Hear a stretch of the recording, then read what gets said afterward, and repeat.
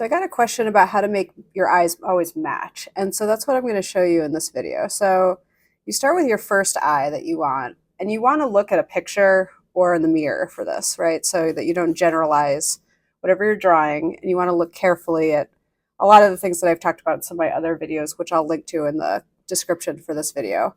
And so you draft your first eye, right?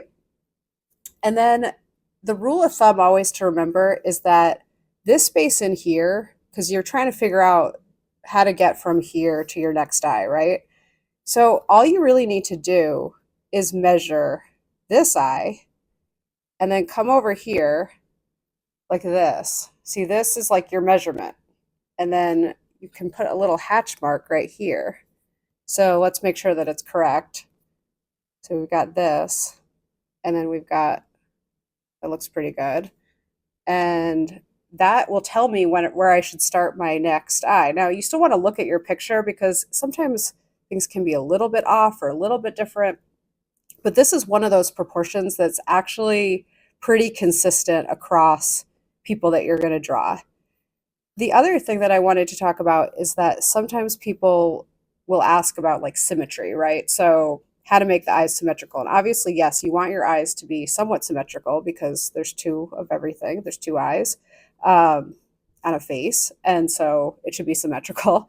But with that said, the eyes a lot of times aren't perfectly symmetrical. Like one eye might look a little bit bigger than the other one, or look a little bit more open than the other one. The shape might be slightly different. You might see more of one eyelid than another. A lot of times this happens, especially in photographs. So look carefully at the actual photograph to see, you don't want to just make a complete carbon copy of this one on this side because it might actually be different. And that will actually make it look more realistic when you get it correct. So that's how to get your eyes to be the correct distance apart. Now, sometimes people, when they make their eyes, and you'll see this in people's drawings, maybe they'll make them, they're like too close together, right? And then it'll look kind of weird. Or maybe sometimes people even do it too far apart, and then it's a little more stylized looking if you do it like that. But the rule of thumb is one distance, right? So again, whoops, we can see there's one distance in between. Okay, so now we're going to add in, all the other details. So, you want to fill in a line here to see wherever the pupil, the iris is. And here, this is one of those things where you want to look at this shape here pretty closely, and you want to look at this shape, right? So a lot of times it's just breaking the habit of trying to make it up in your head. Now, it's fine to sometimes draw, stuff completely out of your head. But when you're drawing a person, a specific person, you want to look pretty carefully about what's happening in the actual photograph, and then you're trying to translate it onto your drawing. Okay, so now let's do this one. All right, so again, I'm looking at this shape here really closely, and I'm looking at this shape in here. And so, sometimes people only focus on this, but you have some other things to help you, right? You have this shape here, like this part right in here. Okay, so, and then maybe I want to make the underneath the eye a little bit more pronounced. And then this area in here is something that, yeah, obviously as you go through your drawing, you might have some more shading and shadow and dimension to show kind of like where the bridge of the nose is starting in here. Okay. Now, another thing that will make your drawing more realistic, of course, is always adding some eyelashes in.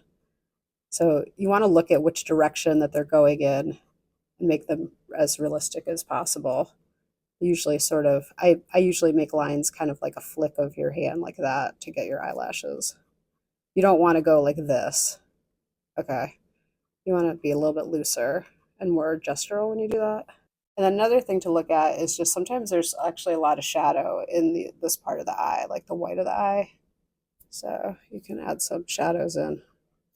Another thing to pay attention to is where the eyebrow starts. So you've got an anchor point right here, which will kind of help you. So look at right here. And then I see that the eyebrow is not directly above that, but it's a little bit further like in here, like it starts there. And then it comes up pretty high like that, and it kind of goes out like this. So those are just some things to notice. Like you want to look at relationships between, say, like this area here and maybe where the eyebrow starts. So you're not just like going and thinking, okay, the eye is right here, and then I'm just going to put an eyebrow. Like you're going to look really carefully of where the eyebrow actually starts and the actual shape of it. So this person's eyebrow like kind of comes up like straight and then goes out like this. And you want to think about this area too, like that this is usually like a pretty kind of like thick, chunky area because this is where the brow bone is. So this area in here, you want to use some shading to kind of model that and get that looking more 3D. You can add a lot of personality to your drawing just by thinking about the direction that your lines are going in, right? So over here, maybe you want to make this area a little bit more 3D. Well, think about the direction that your lines go in, right? This can shape the area here by just having your lines going in different directions. And then in areas like here, the more lines that I put, the deeper the shadow is going to get.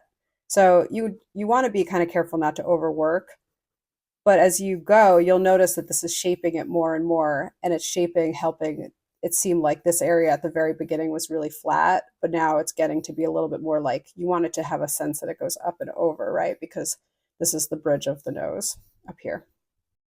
So as you really get going with your drawing, one thing you can notice here is that it's not just all about the eye, right? So much of what's happening is the area around the eye, which is going to give this whole section form. Because if you just put the eye, it's just going to look really weird if it's just kind of like an eye plop there. So you want to think about a lot of the area around the eye and using your lines and your line direction to shape that, and just try different things. Try some drawings that are more sort of like loose and gestural. Try drawing a little bit tighter. Try drawing just directly with pen like I'm doing, as opposed to a lot of times people, they use pencil first. And I think that it's good just to try just directly with pen. It'll sort of like force you to be a little bit more like just commit to what you're drawing, as opposed to a lot of times when people start drawing and they're beginning drawers, they're sort of like perfectionists, right? And so you're kind of constantly like putting something down and then erasing it and not happy with it. And is this correct? And is that correct? And it's good just to get out of that habit and to sort of like free yourself. It'll be really freeing just to draw like this directly with pen. So I recommend that you try that. So if you're new to the channel, please hit the subscribe button and like the video. And thank you for watching. Let me know what you thought of this video and this format for teaching. And if you'd like more types of content like this. Okay, thanks again for watching. Bye.